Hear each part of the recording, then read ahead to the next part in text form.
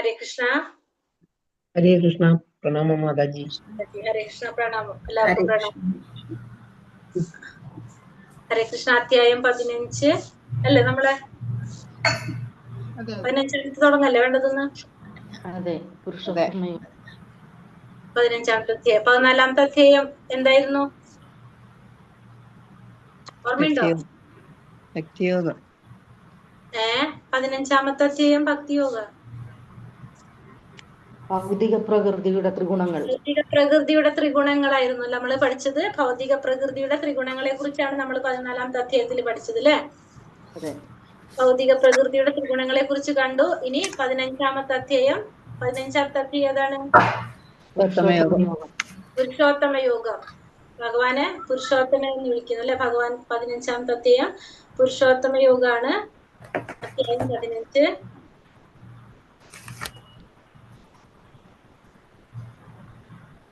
പുരുഷോത്തമ യോഗത്തില് ഭഗവാനെ കുറിച്ച് പറയാണല്ലേ ഇതില്. അപ്പൊ നമുക്ക് അധ്യായത്തിലേക്ക് കടക്കാം. എല്ലാവരും വന്നോ? ഒന്ന്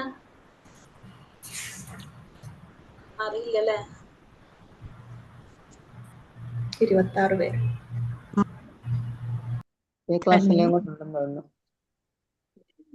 മറ്റൊരു ഉണ്ടാവും. ഹരേ കൃഷ്ണ. ഓം നമോ ഭഗവതേ വാസുദേവായ. ഓം നമോ ഭഗവതേ വാസുദേവായ. ഓം നമോ ഭഗവതേ വാസുദേവായ. ഓം അജ്ഞാനതിമിരാന്ധസ്യ ജ്ഞാനാഞ്ജനാശലാകയ ചക്ഷുരുന്മീലിതം യേന തസ്മൈ ശ്രീ ഗുരവേ നമഃ. നമോ വിഷ്ണുപാദായ കൃഷ്ണപ്രേഷ്ഠായ ഭൂതലേ ശ്രീമതേ ഭക്തിവേദാന്ത സ്വാമിനിതി നാമിനെ. നമസ്തേ സാരസ്വതേ ദേവേ ഗൗരവാണി പ്രചാരിണേ നിർവിശേഷ ശൂന്യവാദി പാശ്ചാത്യദേശധാരിണേ. ജയ ശ്രീ കൃഷ്ണ ചൈതന്യ പ്രഭു നിത്യാനന്ദ ശ്രീ അദ്വൈത ഗദാധര ശ്രീവാസാദി ഗൗരഭക്തവൃന്ദ. ഹരേ കൃഷ്ണ കൃഷ്ണ കൃഷ്ണ ഹരേ ഹരേ. ഹരേ രാമ രാമ രാമ ഹരേ ഹരേ. ഹരേ കൃഷ്ണ. ശ്രീ ശ്രീ രാധാ ഗോവിന്ദ് ടെമ്പിൾ ഇസ്കോൺ മാംഗ്ലൂരിന്റെ ഭഗവത്ഗീത ക്ലാസ്സിലേക്ക് എല്ലാവർക്കും സ്വാഗതം. ശ്രീ ശ്രീ രാധാ ഗോവിന്ദ് കി ജയ്. ശ്രീല പ്രഭുപാദ് കി ജയ്. ഹരേ കൃഷ്ണ. ഓം നമോ ഭഗവതേ വാസുദേവായ.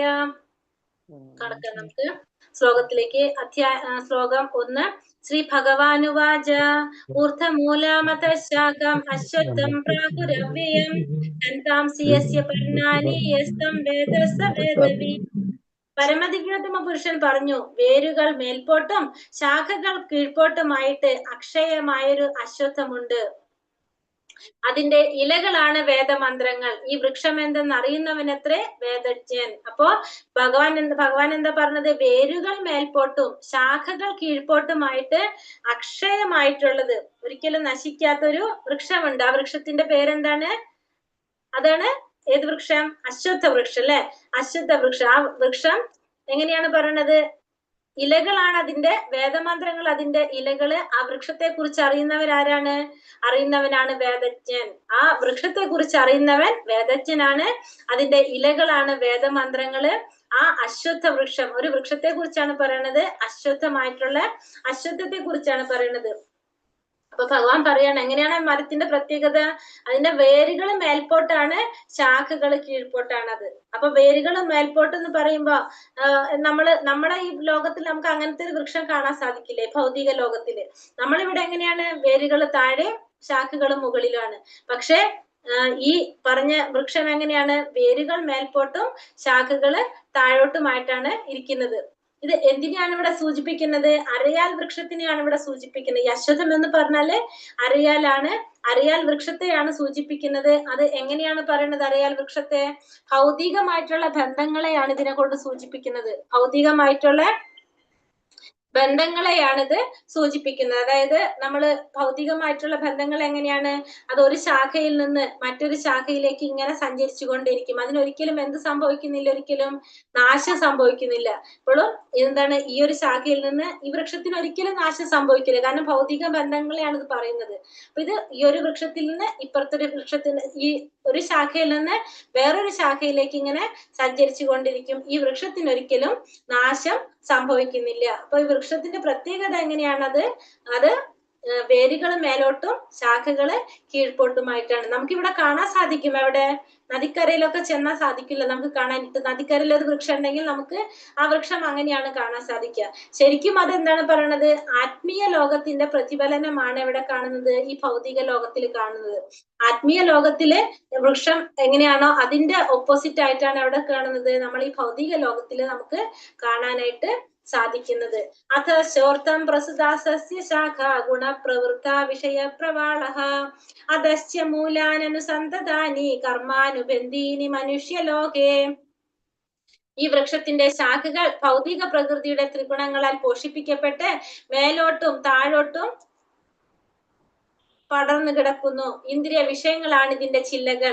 ഈ വൃക്ഷത്തിന് താഴേക്ക് ഇറങ്ങുന്ന വേരുകളുമുണ്ട്. ഇവ മനുഷ്യ സമുദായത്തിന്റെ ഫലോദിഷ്ട കർമ്മങ്ങളോട് ബന്ധപ്പെട്ടതാണ്. അപ്പൊ ഈ വൃക്ഷത്തിന്റെ ശാഖകൾ എങ്ങനെയാണ്?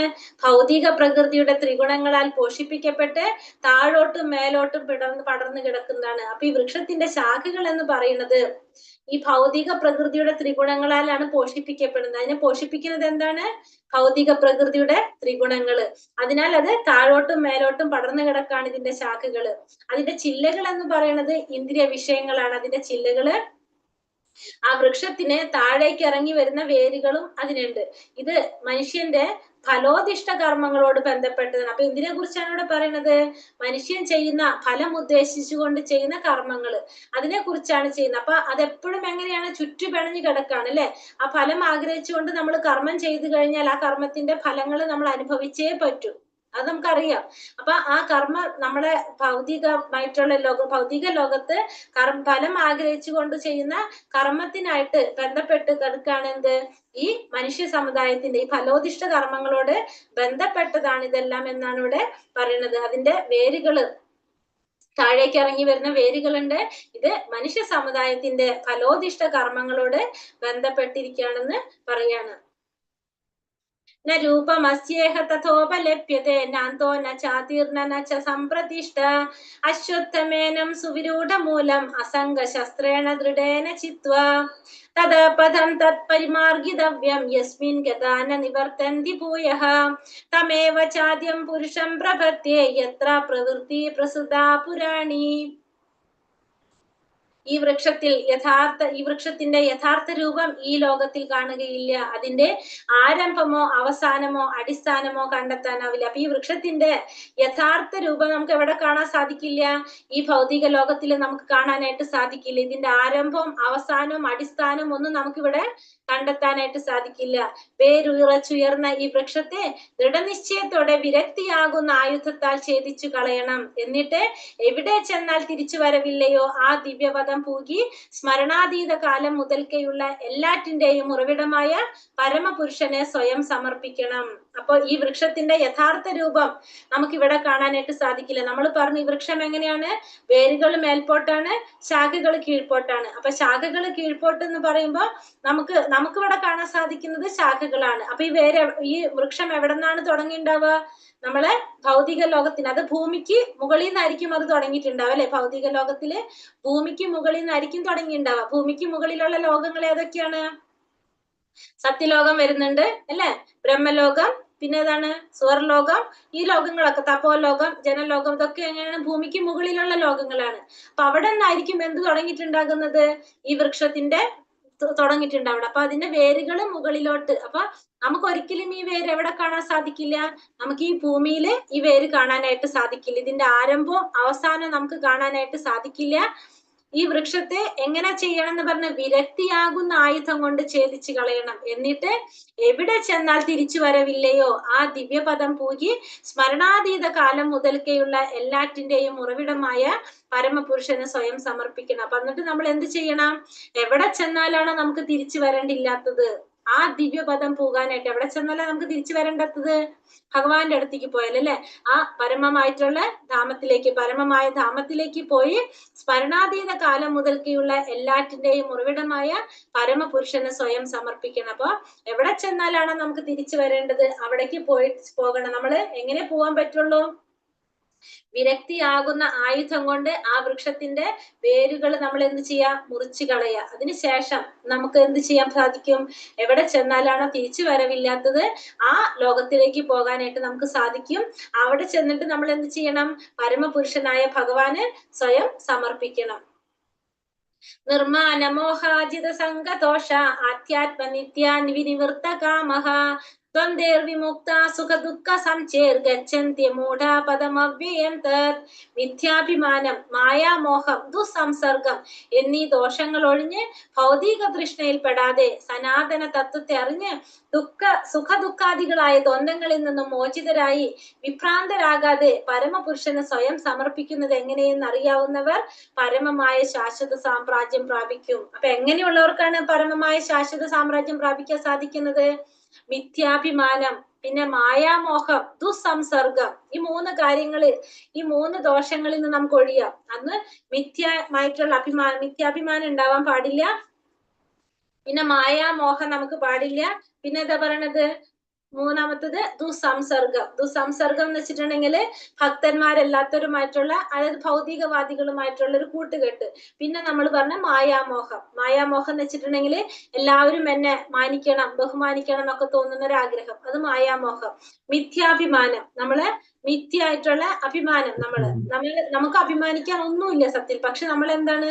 നമ്മൾ എന്തോ വലിയ ആളാണെന്നുള്ള രീതിയിൽ നമ്മൾ ചിന്തിക്കുകയാണ്. മിഥ്യാഭിമാനം, മായാമോഹം, ദുസ്സംസർഗം എന്നീ ദോഷങ്ങൾ ഒഴിഞ്ഞ് ഭൗതിക തൃഷ്ണയിൽ പെടാതെ സനാതന തത്വത്തെ അറിഞ്ഞ് സുഖദുഃഖാദികളായ ദ്വന്ദ്ങ്ങളിൽ നിന്നും മോചിതരായി വിഭ്രാന്തരാകാതെ ഭഗവാന് സ്വയം സമർപ്പിക്കുന്നത് എങ്ങനെയെന്ന് അറിയാവുന്നവർ എങ്ങനെയാണ്? പരമഭയ ശാശ്വത സാമ്രാജ്യം പ്രാപിക്കാനായിട്ട് അവർക്ക് സാധിക്കും. തദ്ഭാസയതോ സൂര്യോ ന ശശാങ്കോ ന പാവകഃ യദ്ഗത്വാ ന നിവർത്തന്തെ തഥാ മാ പരമം മമ. പരമമായ എന്റെ ആവാസസ്ഥാനത്ത് സൂര്യചന്ദ്രന്മാരോ അഗ്നിയോ വൈദ്യുതിയോ വെളിച്ചം വീശുന്നില്ല. അവിടെ ചെന്നെത്തിയവർ ഒരിക്കലും ഭൗതിക ലോകത്തിലേക്ക് തിരിച്ചു വരില്ല. അപ്പോ ഭഗവാന്റെ പരമമായ ആവാസസ്ഥാനം, അവിടെ എന്താണ് പ്രകാശിപ്പിക്കുന്നത്? അവിടെ ഓർമ്മയുണ്ടോ? ഭഗവാന്റെ ലോകത്തിലെ പ്രകാശം എങ്ങനെയാണ്? ഭഗവാന്റെ ലോകത്തിലെ പ്രകാശം എങ്ങനെയാണ്? ആത്മീയ ലോകങ്ങളിൽ എങ്ങനെ പ്രകാശം കിട്ടുന്നത്?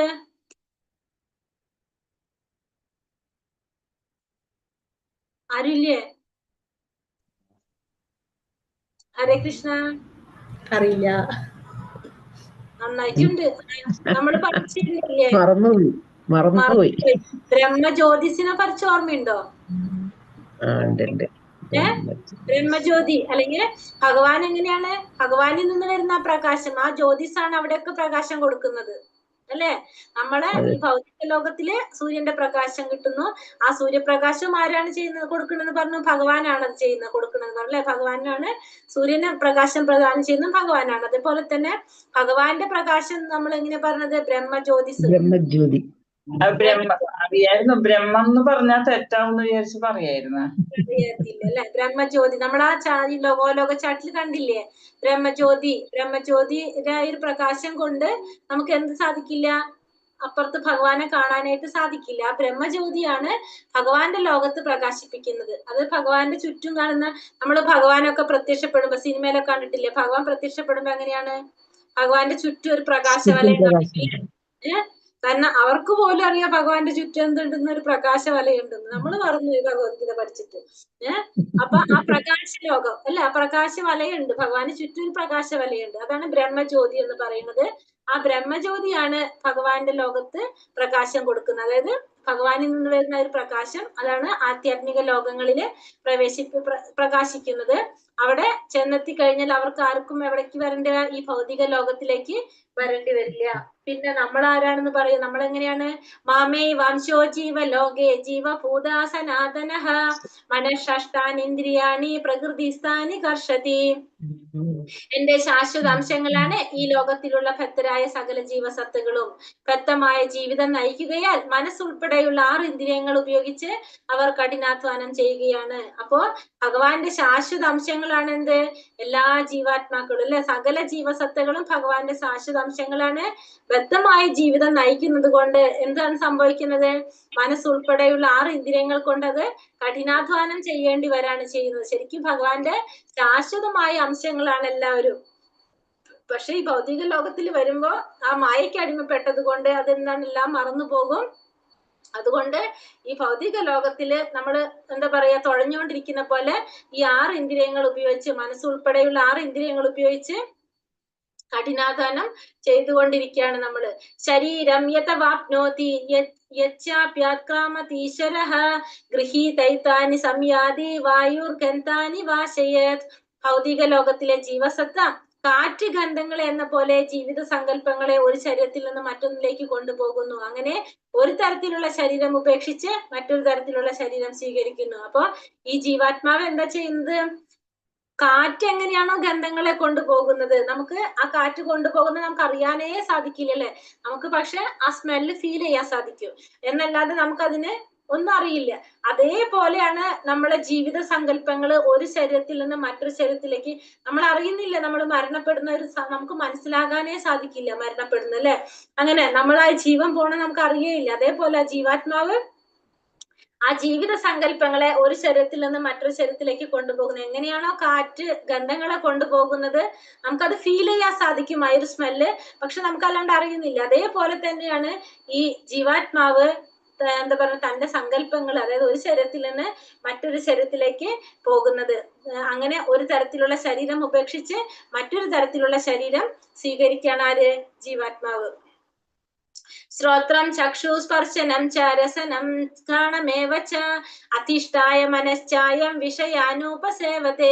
ഇപ്രകാരം മറ്റൊരു സ്ഥൂല ശരീരം കൈക്കൊള്ളുന്ന ജീവാത്മാവ് മനസ്സിനിണങ്ങിയ 5 ഇന്ദ്രിയങ്ങൾ, കണ്ണ്, ചെവി, മൂക്ക്, നാക്ക്, ത്വക്ക് എന്നിവ സ്വീകരിക്കുകയും അവയിലൂടെ ഒരു കൂട്ടം ഇന്ദ്രിയ വിഷയങ്ങളെ ആസ്വദിക്കുകയും ചെയ്യുന്നു.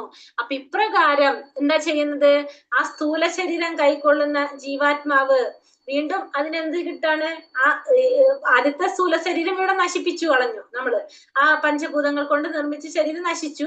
വീണ്ടും അടുത്തൊരു ശരീരം സ്വീകരിക്കുമ്പോ അവിടെ എന്ത് കിട്ടാണ്? ഒരു സ്ഥൂല ശരീരം കിട്ടാണ്. അപ്പൊ വീണ്ടും ആ 5 ഇന്ദ്രിയങ്ങൾ കൊണ്ട് എന്ത് ചെയ്യും? വീണ്ടും ഇന്ദ്രിയ വിഷയങ്ങൾ ആസ്വദിക്കാനായിട്ട് തുടങ്ങും. അപ്പൊ ആദ്യത്തെ ശരീരം നശിച്ചു, അടുത്ത ശരീരത്തിൽ കയറി. അപ്പൊ അവിടെ കയറുമ്പോൾ എന്താണ്? ഈ ഇന്ദ്രിയങ്ങൾ അപ്പോഴും ഉണ്ടാവും അല്ലെ. അപ്പൊ ഇന്ദ്രിയങ്ങൾ കൊണ്ട് വീണ്ടും അവിടെ ഇന്ദ്രിയ വിഷയങ്ങൾ ആസ്വദിക്കാനായിട്ട് ആര് തുടങ്ങും?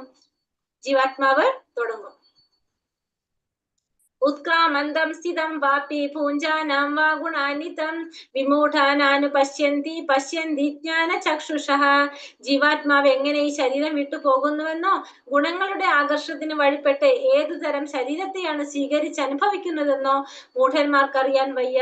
ജ്ഞാനത്തിന്റെ അകക്കണ്ണ് തെളിഞ്ഞവർക്ക് ഇതെല്ലാം പ്രത്യക്ഷമാകുന്നു. അപ്പൊ ജീവാത്മാവ് എങ്ങനെയാണ് ഈ ശരീരം വിട്ടു പോകുന്നതെന്ന്, അല്ലെങ്കിൽ ഗുണങ്ങളുടെ ആകർഷണത്തിന് വഴിപ്പെട്ട് ഏത് ശരീരമാണ് സ്വീകരിക്കുന്നതെന്ന് ആർക്കറിയാൻ സാധിക്കില്ല?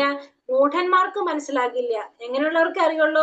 ബുദ്ധിമാന്മാർക്ക്, അല്ലെങ്കിൽ ജ്ഞാനത്തിന്റെ അകക്കണ്ണ് തെളിഞ്ഞവർക്ക് മാത്രമേ അതറിയാനായിട്ട് സാധിക്കുള്ളൂ. ജീവാത്മാവ് ശരീരം വിട്ടു പോകും, അടുത്തത് ഏത് ശരീരം സ്വീകരിക്കാൻ സാധിക്കും എന്നുള്ളത് ഗുണങ്ങളുടെ അടിസ്ഥാനത്തിൽ ഇതൊക്കെ ആർക്കറിയാൻ സാധിക്കുക? ജ്ഞാനത്തിന്റെ അകക്കണ്ണ് തെളിഞ്ഞവർക്ക്, അല്ലെങ്കിൽ ബുദ്ധിമാന്മാർക്ക് മാത്രമേ ഇതൊക്കെ അറിയാൻ സാധിക്കുള്ളൂ. വിദ്യ ഇല്ലാത്തവർക്ക് ഇതൊന്നും അറിയാനായിട്ട് സാധിക്കില്ല. യതന്തോ യോഗിനൈശ്ചിന്യം പശ്യന്ത്യാത്മന്യവസ്ഥിതം യതന്തോപ്യകൃതാത്മാനോ നൈനം പശ്യന്ത്യചേതസഃ. ആത്മസാക്ഷാത്കാരം ലഭിച്ച് എപ്പോഴും യത്നിച്ചു കൊണ്ടിരിക്കുന്ന അതീന്ദ്രിയവാദികൾക്ക് ഇതെല്ലാം വ്യക്തമായി കാണാൻ കഴിയും. മനോവികാസം പ്രാപിക്കാത്തവർക്കും ആത്മസാക്ഷാത്കാരം ലഭിക്കാത്തവർക്കും ശ്രമിച്ചാൽ പോലും എന്താണ് സംഭവിക്കുന്നത് മനസ്സിലാകില്ല. അപ്പോ ആത്മസാക്ഷാത്കാരം ലഭിച്ചവർക്ക് മാത്രമേ ഇതൊക്കെ മനസ്സിലാക്കാനായിട്ട് സാധിക്കുള്ളൂ. അല്ലാത്തവർക്ക്, ആത്മസാക്ഷാത്കാരം ലഭിക്കാത്തവർക്കോ അല്ലെങ്കിൽ അതീന്ദ്രിയവാദികൾ അല്ലാത്തവർക്കോ ഒന്നും ഇതൊന്നും ശ്രമിച്ചാൽ പോലും എന്താണെന്ന് അറിയാനായിട്ട് സാധിക്കില്ല. അതീന്ദ്രിയവാദികൾക്ക് ഇതറിയാനായിട്ട് സാധിക്കും. പിന്നെ അല്ലാത്തവർക്ക്, ആത്മസാക്ഷാത്കാരം നേടാത്തവർക്കൊന്നും എന്താണ് സംഭവിച്ചതെന്നൊന്നും മനസ്സിലാക്കാനായിട്ട് സാധിക്കുന്നില്ല. യഥാദിത്യഗതം തേജോ ജഗത് ഭാസായ ദേഖിലം യച്ചന്ദ്രമസി യച്ചാഗ്നൗ തത്തേജോ വിധി മാമകം. പ്രപഞ്ചത്തിലെ അന്ധകാരം അത്രയും നീക്കി അവനെ ശോഭാനമയമാക്കുന്ന സൂര്യന്റെ തേജസ് എന്നിൽ നിന്നാണ് വരുന്നത്. അപ്പൊ പ്രപഞ്ചത്തിലെ അന്ധകാരമെല്ലാം നീക്കി അതിനെ ശോഭായമാനമാക്കും സൂര്യന്റെ തേജസ് എവിടെ നിന്നാണ്? ഭഗവാനിൽ നിന്നാണ് വരുന്നത്. ചന്ദ്രന്റെയും അഗ്നിയുടെയും തേജസ്സും എന്നിൽ നിന്ന് തന്നെയാണ് വരുന്നത്. അപ്പൊ നമ്മളിപ്പോ തന്നെ പറഞ്ഞല്ലേ, എന്താണ് ആധ്യാത്മിക ലോകത്തിലെ പ്രകാശം ഭഗവാന്റെ ബ്രഹ്മജ്യോതിഷിൽ നിന്നാണ് കിട്ടുന്നത്. അതേപോലെ തന്നെ ഭൗതിക ലോകത്തില് സൂര്യന്റെ തേജസ്സും ഭഗവാനിൽ നിന്നാണ്. ചന്ദ്രന്റെയും അഗ്നിയുടെയും തേജസ്സുകളെല്ലാം എവിടെ നിന്നാണ് കിട്ടുന്നത്? ഭഗവാനിൽ നിന്ന് തന്നെയാണ് വരുന്നത്. ഗാമാവിശ്യച്ച ഭൂതാനി ധാരായാമ്യഹമോജസ പുഷ്ണാമി ചൗഷധി സർവ സോമോ ഭൂത്വാ രസാത്മകഃ. ഞാൻ ഓരോ ഗ്രഹത്തിലും ഉൾപൂകി ഗ്രഹത്തിലും ഉൾപൂകി അവയെ എന്റെ ശക്തി കൊണ്ട് ഭ്രമണപഥത്തിൽ നിലനിർത്തുന്നു. ഞാൻ തന്നെ ചന്ദ്രനായി തീർന്ന് എല്ലാ സസ്യങ്ങൾക്കും ജീവരസം പകർന്നു. അപ്പൊ ഭഗവാൻ ഓരോ ഗ്രഹത്തിലും ഉൾപൂകിക്കൊണ്ട് എന്താണ് ഭഗവാന്റെ ശക്തി കൊണ്ട് ഭ്രമണപഥത്തിൽ നിർത്തുന്നു. നമ്മളാ എന്താ പറയാ അതിന് പരവ്യോമം അല്ലെ, ആ പരവ്യോമത്തില് നമ്മൾ കണ്ടിട്ടുണ്ടോ അല്ലെ, ആ വൈകുണ്ഠ ലോകങ്ങളിലെ പരവ്യോമം ഇങ്ങനെ ചുറ്റും ചുറ്റും ഓരോ വലയം പോലെ കാണുന്നത്. അപ്പൊ ആ ഓരോന്നിനെയും ആ വലയത്തില് ആ ലൈനിൽ നിലനിർത്തുന്നത് ആര് തന്നെയാണ്? ഭ്രമണപഥത്തിൽ നിലനിർത്തുന്നത് ഭഗവാൻ തന്നെയാണ്. അതേപോലെ തന്നെ ഭഗവാൻ ചന്ദ്രനായിട്ട് തീർന്ന് എല്ലാ ജീവസത്തകൾക്കും എന്ത് നൽകുന്നുണ്ട്? ജീവരസം നൽകുന്നുണ്ട്. കാരണം എല്ലാ സസ്യങ്ങൾക്കും എന്താണ് അതിനായൊരു എന്ത് നൽകുന്നതാണ്? സസ്യങ്ങളുടെ വളർച്ചയ്ക്ക് എന്ത് ആവശ്യമാണ്? ഈ ചന്ദ്രന്റെ നിലാവ് ആവശ്യമാണ്. അപ്പൊ അത് നൽകുന്നത് എന്താണ്?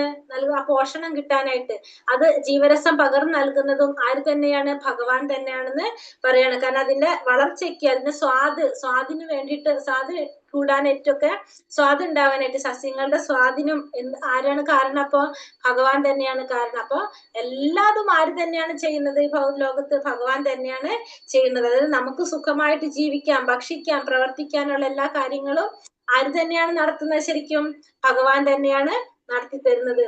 അഹം വൈശ്യാനരോ ഭൂത്വ പ്രാണിനാം ദേഹം ആശ്രിതാഃ പ്രാണാപാന സമായുക്ത പചാമ്യന്യം ചതുർവിധം. സകല ജീവികളിലുമുള്ള ദഹനാഗ്നിയാണ് ഞാൻ. ഉൾക്കൊള്ളുന്നതും പുറത്തു തള്ളുന്നതുമായ പ്രാണവായുവിനോട് ചേർന്ന് ഞാൻ 4 വിധത്തിലുള്ള ആഹാരങ്ങളെ ദഹിപ്പിക്കുന്നു. അപ്പോ പിന്നെന്താണ്? ദഹനാഗ്നിയായിട്ട് ഞാൻ ഇരിക്കുന്നുണ്ട്. അപ്പോ ഭക്ഷണം നമുക്ക് തര മാത്രമല്ല ചെയ്യുന്നത്, നമ്മൾ ഭക്ഷണം കഴിച്ചു കഴിഞ്ഞാൽ അതിനെ ദഹിപ്പിക്കുന്നതും ആര് തന്നെയാണ്? ഭഗവാൻ തന്നെയാണ്. വൈശ്വാനരൻ എന്ന് പറഞ്ഞൊരു അഗ്നിയായിട്ട് ഭഗവാൻ എന്താണ് നമ്മുടെ എല്ലാവരുടെയും വയറിലുണ്ട് അല്ലെ. എന്നിട്ട് എന്താ ചെയ്യണത്? അത് ദഹിപ്പിക്കുന്നതും ആര് തന്നെ? ഭഗവാൻ തന്നെ. അപ്പോ എല്ലാ 4 തരത്തിലുള്ള ആഹാരങ്ങൾ നമ്മൾ എന്താ പറയാ വലിച്ചു കുടിക്കുന്നത്, ചവച്ചിറക്കി കഴിക്കുന്നത്, പിന്നെന്താണ് വലിച്ച് കഴിക്കുന്നത്, ചവച്ചിറക്കുന്നത്, വിഴുങ്ങുന്നത്, വലിച്ചൂറ്റി കുടിക്കുന്നത്. അപ്പൊ ഇങ്ങനെ പലതരത്തിലുള്ള ആഹാരങ്ങള് ഇതിനെ മുഴുവനും ദഹിപ്പിക്കാൻ സഹായിക്കുന്ന വൈശ്വാനരഗ്നിയായിട്ടും ഭഗവാൻ നിലകൊള്ളുന്നുണ്ട്. അപ്പോ എല്ലാ ജീവികളിലുമുള്ള ദഹനാഗ്നി ആരാണെന്ന് പറയാണ്? ഭഗവാനാണ്. അപ്പൊ നമുക്ക് പ്രപഞ്ചത്തില് എന്താണ് നമുക്ക് കഴിക്കാൻ വേണ്ട വസ്തുക്കൾ നമുക്ക് സൃഷ്ടിച്ചു തരുന്നതും ആ ഭക്ഷണം കഴിച്ചു കഴിഞ്ഞ് നമ്മളെ ദഹനം നടത്തുന്നതും ആര് തന്നെയാണ്? ഭഗവാൻ തന്നെയാണെന്ന് ഇവിടെ പറയാണ്. സർവസ്യ ചാഹം ഹൃദി സന്നിവിഷ്ടോ മത്ത സ്മൃതി ജ്ഞാനമപോഹനം ച വേദൈശ്ച സർവൈരഹമേവ വേദ്യോ വേദാന്ത കൃത്വേദ വിദേവ ചാഹം. സർവജീവികളുടെയും ഹൃദയത്തിൽ ഞാൻ വാഴുന്നു. സ്മരണയും ജ്ഞാനവും അറിവും എന്നിൽ നിന്നാണ് ഉളവാകുന്നത്. എല്ലാ വേദങ്ങളിലൂടെയും അറിയേണ്ടത് എന്നെ തന്നെ. വേദാന്തം ഉണ്ടാക്കിയതും വേദങ്ങളെ അറിയുന്നതും ഞാനാണ്. അപ്പൊ എല്ലാ ജീവികളുടെയും ഹൃദയത്തില് ഭഗവാൻ വാഴുന്നുണ്ട്. സ്മരണയും ജ്ഞാനവും അറിവും എല്ലാം ആരിൽ നിന്നാണ് ഉളവാകുന്നത്? ഭഗവാനിൽ നിന്ന് തന്നെയാണ് ഉളവാകുന്നത്. എല്ലാ വേദങ്ങളിലൂടെയും അറിയേണ്ടത് ആരെ കുറിച്ചാണ്? ഭഗവാനെ കുറിച്ചാണ്. വേദാന്തം ഉണ്ടാക്കിയതും വേദങ്ങളെ അറിയുന്നതും ആര് തന്നെയാണ്? ഭഗവാൻ തന്നെയാണ്. അപ്പോ എല്ലാ വേദങ്ങളുടെയും ലക്ഷ്യം ആരാണ്? ഭഗവാനാണ്. ഈ വേദങ്ങളുടെ സൃഷ്ടാവ് ആരാണ്? ഭഗവാനാണ്. ഭഗവാനിൽ നിന്നാണ് എല്ലാം വന്നിരിക്കുന്നത്. ഈ വേദങ്ങളും എല്ലാതും വന്നിരിക്കുന്നത് ഭഗവാനിൽ തന്നെയാണ്. അപ്പോ ഇതിന്റെ ഒക്കെ ലക്ഷ്യം നമ്മൾ എന്താണ്? ഭഗവാനെ കുറിച്ച് അറിയുക, ഭഗവാനെ കുറിച്ച് മനസ്സിലാക്കാനാണ് ഇതൊക്കെ നമുക്ക് തന്നിരിക്കുന്നത്. എല്ലാത്തിലൂടെയും അറിയുന്നതും അറിയേണ്ടതും ആരെ തന്നെയാണ്? ഭഗവാനെ തന്നെയാണ്. ദ്വാവിമൗ പുരുഷൗ ലോകേ ക്ഷരാ ഷശ്ശര ഏവ ച ക്ഷരാ സർവാണി ഭൂതാനി കുടസ്ഥോക്ഷര ഉച്യത്തെ. പുരുഷന്മാർ രണ്ട് വിധം. ഒന്ന് തെറ്റു പറ്റാവുന്നവരും അല്ല തെറ്റു പറ്റാത്തവരും. ഭൗതിക ലോകത്തിലെ ജീവാത്മാക്കളെല്ലാം തെറ്റു പറ്റുന്നവരാണ്. ആധ്യാത്മിക ലോകത്തിലുള്ള ജീവാത്മാക്കൾ തെറ്റു പറ്റുകയില്ല. അപ്പൊ രണ്ടു തരത്തില് പുരുഷന്മാര്, ഒന്ന് തെറ്റു പറ്റുന്നവര്, ഒന്ന് തെറ്റു പറ്റാത്തവര്. ഈ ഭൗതിക ലോകത്തിലെ ജീവാത്മാക്കൾ എങ്ങനെയാണ്? അത് തെറ്റു പറ്റുന്ന പുരുഷന്മാരാണ്. അത് നമ്മൾ ഈ ഭൗതിക ലോകത്തിലുള്ളവരൊക്കെ തെറ്റു പറ്റുന്നവരാണ്. ആധ്യാത്മിക ലോകത്തിലുള്ളവരാണെങ്കിലോ, ആധ്യാത്മിക ലോകത്തിൽ എങ്ങനെയാണ് ആധ്യാത്മിക ലോകത്തിൽ പോണത്? മുക്താത്മാക്കളായിരിക്കില്ല അവിടെ പോണത്. ആ ജീവാത്മാക്കൾക്ക് ഒരിക്കലും എന്തുണ്ടാവില്ല? തെറ്റു പറ്റില്ല. ആധ്യാത്മിക ലോകത്തിലേക്ക് എങ്ങനെ പോകാം? നമ്മൾ പറഞ്ഞു അല്ലെ, ഭഗവാനെ കുറിച്ച് മനസ്സിലാക്കി അവര് പരിശുദ്ധ ഭക്തന്മാരായി കഴിഞ്ഞാൽ അവർക്ക് എവിടേക്ക് പോകാൻ സാധിക്കും? ആധ്യാത്മിക ലോകത്തിലേക്ക് പോകാൻ സാധിക്കും. ആ ജീവാത്മാക്കൾക്ക് ഒരിക്കലും തെറ്റ് സംഭവിക്കില്ല. ഉത്തമ പുരുഷസ്തന്യേ പരമാത്മേത്യുദാഹൃതഃ യോ ലോകത്രയമാവിശ്യാഭിവർത്തവ്യയ ഈശ്വര. ഇവരെ കൂടാതെ പരമപുരുഷനായ പരമാത്മാവ് എന്നറിയപ്പെടുന്ന അവ്യയനായ ഭഗവാനുണ്ട്. അദ്ദേഹം 3 ലോകങ്ങളിലും അന്തർഗതനായി അവയെ പുലർത്തിപ്പോരുന്നു. അപ്പൊ ഇവരെ കൂടാതെ ആരുണ്ട്? പരമപുരുഷനായ പരമാത്മാവ് എന്നറിയപ്പെടുന്ന ഭഗവാനുണ്ട്. അദ്ദേഹം 3 ലോകങ്ങളിലും അന്തർഗതനായിട്ട് അവയെ പുലർത്തിപ്പോരാണ് ചെയ്യുന്നത്. അപ്പൊ ഇവര് രണ്ടുപേരും കൂടാതെ, ഇപ്പൊ പുരുഷന്മാർ 2 തരത്തിൽ പറഞ്ഞു, ആത്മീയ ലോകത്തും ഭൗതിക ലോകത്തും. തെറ്റ് പറ്റുന്നവരും തെറ്റ് പറ്റാത്തവരും. ഇവര് 2 പേരെ കൂടാതെ പിന്നെ ആരാളുള്ളത്? പരമാത്മാവ് എന്നറിയപ്പെടുന്ന ഭഗവാനുണ്ട്. ഈ 3 ലോകങ്ങളിലും അന്തർഗതനായിട്ട് അദ്ദേഹം പുലർത്തിപ്പോരാണ്. അവയെ പുലർത്തിപ്പോരുന്നതാണ് ആര്? പരമാത്മാവായിട്ടുള്ള ഭഗവാൻ. ഈ 3 ലോകങ്ങളിലും അന്തർഗതനായി ഇവയെ നിലനിർത്തി പോരുന്നത് ആരാണ്? പരമാത്മാവായിട്ടുള്ള ഭഗവാനാണ്. അപ്പൊ 2 പുരുഷന്മാരുണ്ട്, പിന്നെന്താണ്? പരമാത്മാവും ആയിട്ടുള്ള ഭഗവാനും ഉണ്ട്.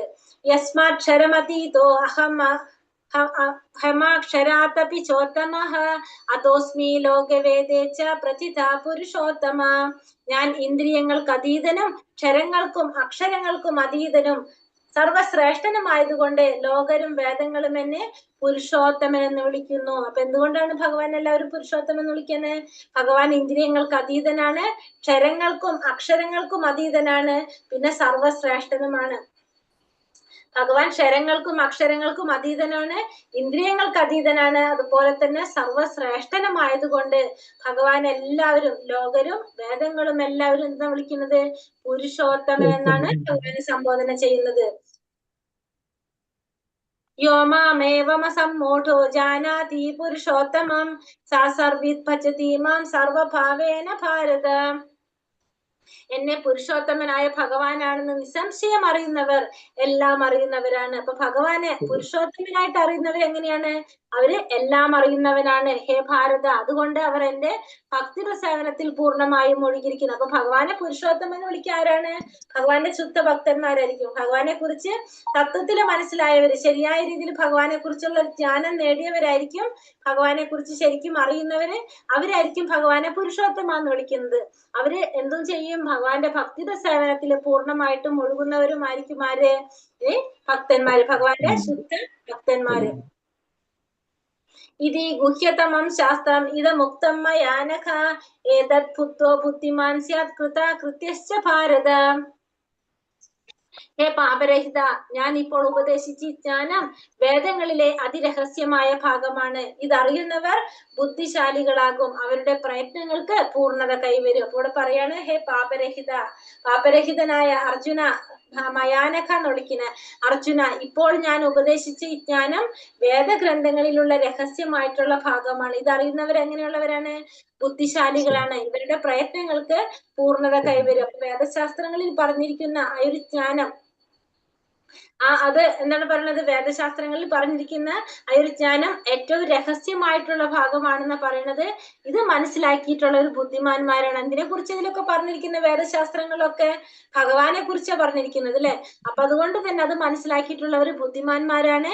അവരുടെ പ്രയത്നങ്ങൾക്ക് എപ്പോഴും എന്ത് സംഭവിക്കും? പൂർണ്ണത കൈവരിക്കാനും സാധിക്കുമെന്ന് ഭഗവാൻ ഇവിടെ പറയണത്. ഹരേ കൃഷ്ണ കൃഷ്ണ കൃഷ്ണ ഹരേ ഹരേ, ഹരേ രാമ രാമ രാമ ഹരേ ഹരേ. വഞ്ചാകൽപതരുപശ്ച കൃപാ സിന്ധോഭ്യവച പതിതാനാം പാവനേഭ്യോ വൈഷ്ണവേഭ്യോ നമോ നമഃ. अनंत कोटि वैष्णव वृंद की जय, श्रील प्रभुपाद की जय, गुरुदेव की जय, निताय गौरप्रामानंदे हरि हरि बोल. ഹരേ കൃഷ്ണ. ചെറിയൊരു അധ്യായം അല്ലേ 15-ാമത്തെ. ഹരേ കൃഷ്ണ. നമ്മുടെ ക്വസ്റ്റ്യൻസ് ഇട്ടിട്ടുണ്ടോ? ഉണ്ട്. എന്താണ് ക്വസ്റ്റ്യൻ? ഫസ്റ്റ്, വേദപഠനത്തിന്റെ ഉദ്ദേശം എന്താണ്? എന്താണ് വേദപഠനത്തിന്റെ ഉദ്ദേശം? എന്താണ് വേദപഠനത്തിന്റെ ഉദ്ദേശം? ഇത്രയും നേരം ഞാൻ പറഞ്ഞത് അത് തന്നെയാണ്. അല്ലാതെ അവിടേക്ക് ഭഗവാനെ അറിയുക. ഭഗവാൻ അറിയാം. എല്ലാവരുടെ ഉദ്ദേശം എന്താണ്? ഭഗവാനെ മനസ്സിലാക്കുക എന്നുള്ളതാണ്. എല്ലാ വേദപഠനം എല്ലാവരും എന്തിലേക്ക് എത്തിക്കുന്നത്? നമ്മളെ ഭഗവാനെ മനസ്സിലാക്കാൻ.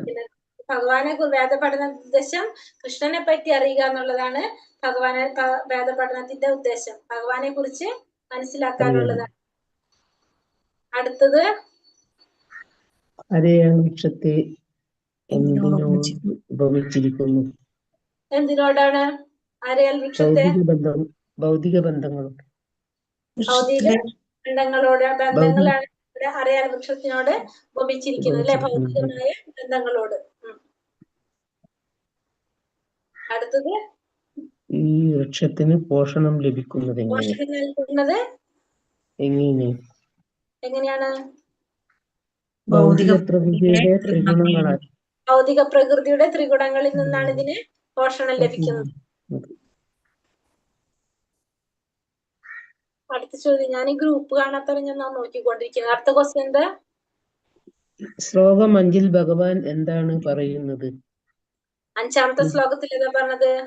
വിദ്യാഭിമാനം, മായാമോഹം, ദുസ്സർഗം എന്നീ ദോഷങ്ങൾ ഒഴിഞ്ഞ് ഭൗതിക തൃഷ്ണയിൽപ്പെടാതെ സനാതനത്വത്തെ അറിഞ്ഞ് സുഖദുഃഖാദികളായ ദ്വന്ദ്ങ്ങളിൽ നിന്നും മോചിതരായി വിഭ്രാന്തരാകാതെ പരമന പുരുഷന് സ്വയം സമർപ്പിക്കുന്നത് എങ്ങനെയാണ്? ഭഗവാന്റെ സാമ്രാജ്യം, പരമമായ ശാശ്വത സാമ്രാജ്യം പ്രാപിക്കും. ഭഗവാന്റെ സാമ്രാജ്യം എങ്ങനെയുള്ളവർക്ക് പ്രാപിക്കാൻ സാധിക്കും എന്നാ പറയുന്നത് അല്ലെ? വിദ്യാഭിമാനം, മായാമോഹം, ദുസ്സർഗം ഇതൊഴിഞ്ഞാൽ മാത്രമേ സാധിക്കുള്ളൂ. അത് ഒഴിഞ്ഞിട്ട് ആ ദ്വന്ദ്ങ്ങളിൽ നിന്ന് മോചിതരായിട്ട് വിഭ്രാന്തരാകാതെ പരമപുരുഷന് സ്വയം സമർപ്പിക്കുന്നത് എങ്ങനെയെന്ന് അറിയുന്നവർക്ക് പരമമായിട്ടുള്ള സാമ്രാജ്യം പ്രാപിക്കാനായിട്ട് സാധിക്കും. അടുത്ത ചോദ്യം എന്താ മാതാജി? ജീവാത്മാവിന്റെ വ്യക്തിത്വം വെളിപ്പെടുത്തുന്ന ശ്ലോകം ഏതാണ്? ഏതാണ് ജീവാത്മാവിന്റെ വ്യക്തിത്വം വെളിപ്പെടുത്തുന്ന ശ്ലോകം? മാമയ വംശം 4-ാമത്തെ ശ്ലോകമാണോ? അല്ല, 4-ാമത്തെ അല്ല. ഇതാണ് മാമയ വംശോ ജീവലോക 7-ാമത്തെ ശ്ലോകം. മാമയ വംശോ ജീവലോക ജീവഭ്യൂത സനാതനഃ മനഃഷ്ടാനീന്ദ്രിയാണി പ്രകൃതി സ്ഥാനി കർഷതി. 7-ാമത്തെ ശ്ലോകം.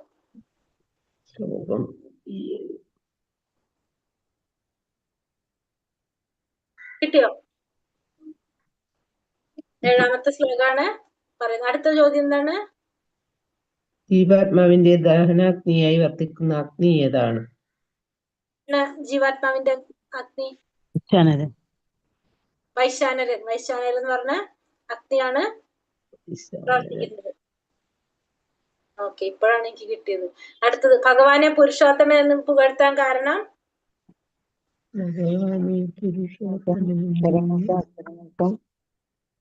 ഭഗവാനെ പുരുഷോത്തമൻ എന്ന് വിളിക്കാൻ കാരണം എന്താണ്? 3 ലോകങ്ങളെ നിലനിർത്തി ഇന്ദ്രിയങ്ങൾക്ക് അതീതനാണ്, സർവശ്രേഷ്ഠനാണ്, ശരങ്ങൾക്കും അക്ഷരങ്ങൾക്കും അതീതനാണ്. ഇന്ദ്രിയാതീതനും ശരങ്ങൾക്കും അക്ഷരങ്ങൾക്കും അതീതനും സർവശ്രേഷ്ഠനായതുകൊണ്ട് ലോകരും വേദങ്ങളും എന്നെ പുരുഷോത്തമൻ എന്ന് വിളിക്കുന്നു. എല്ലാവരും ഭഗവാനെ പുരുഷോത്തമൻ എന്ന് വിളിക്കാനായിട്ട് കാരണം എന്താണെന്ന് പറയാണ് അല്ലെ? ഇന്ദ്രിയങ്ങൾക്ക് അതീതനാണ്, ക്ഷരങ്ങൾക്കും അക്ഷരങ്ങൾക്കും അതീതനാണ്, സർവശ്രേഷ്ഠനുമായതുകൊണ്ട് ഭഗവാൻ എല്ലാവരും എന്ത് പറയാണ്? പുരുഷോത്തമൻ എന്ന് വിളിക്കുന്നു.